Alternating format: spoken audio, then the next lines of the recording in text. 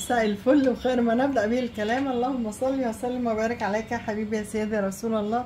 تعالي نعمل لهم سناك خفيف كده بين الوجبات عشان ما نعكش. حاجة خفيفة بسيطة سهلة مغذية ومفيدة ورخيصة. جبنا البطاطا شققناها، طبعا غسلناها الاول حلو جدا جدا جدا.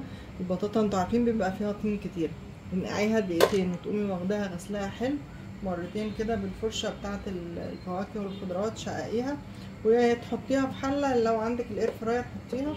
انا حطيتها فيها طالعه في منتهى الجمال. سناك بسيط حلو جميل. واللي يقولك الاير فراير ملهاش استخدامات قولوا له انت لو مبتعرفش تستخدمها. ادي البطاطا بتاعتنا،